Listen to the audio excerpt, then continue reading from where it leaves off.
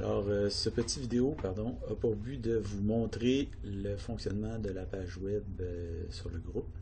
Alors, on voit ici d'abord en haut le titre.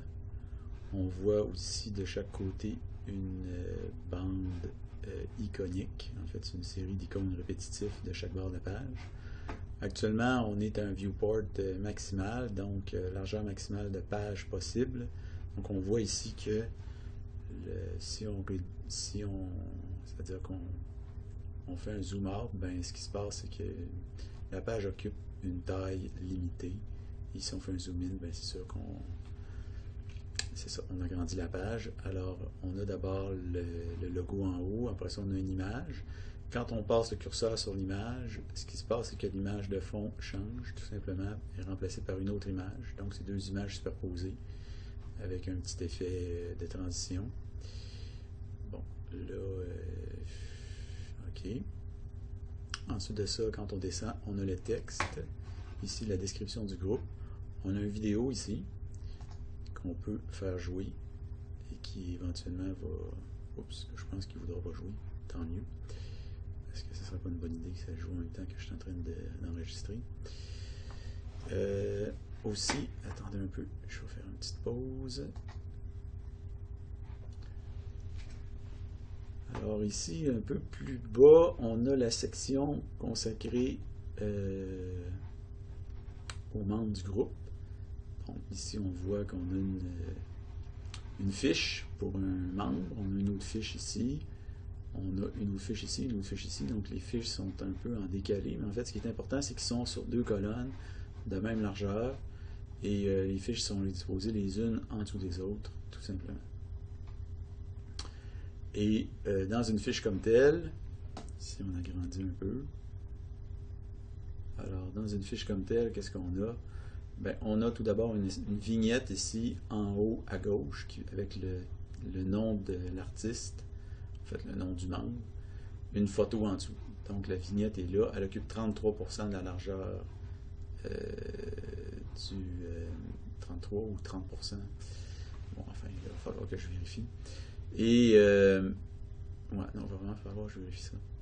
Et après ça, dans le reste de la fiche, qu'est-ce qu'on a? On a un tableau de données ici, en haut complètement, avec une colonne en tête et les données comme telles sur sur un fond de couleurs différentes pour chacune d'entre elles. Et finalement, on a une description précédée d'un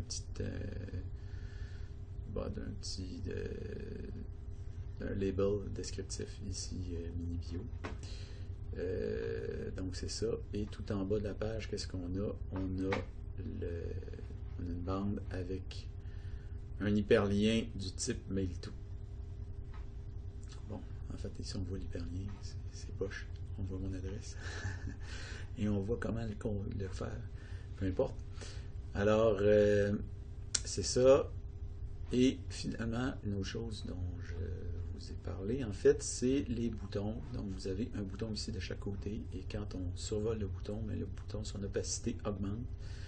Et bien sûr, cliquer sur le bouton vous permettra de passer à la fiche suivante ou la fiche précédente. Donc, c'est pas mal ça. Maintenant, ce qu'il faut voir, c'est ce qui se passe quand on fait un zoom. En fait, quand on réduit la taille du viewport.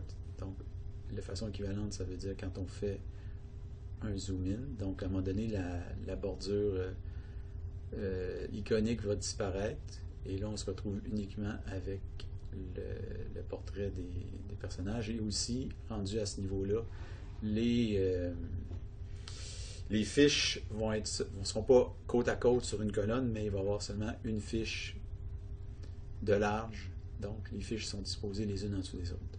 Ici, on continue à grossir. À un moment donné, ça n'aura comme plus d'allure, mais en tout cas, vous allez voir ce qui se passe. Si on continue à grossir le viewport, bon, là, on va finir par y arriver. Non, il a fini par y arriver. Des immenses boutons. Mais ça donne l'aperçu de ce que ça peut avoir là sur un téléphone cellulaire. Donc ici, quand on est rendu avec un très petit viewport de 400 pixels et moins, alors on a la fiche d'un membre, c'est tout simplement le nom du membre avec sa photo en dessous et finalement les données et enfin la description. Donc c'est pas mal ça. Ça complète ce que je voulais dire. Donc bonne chance.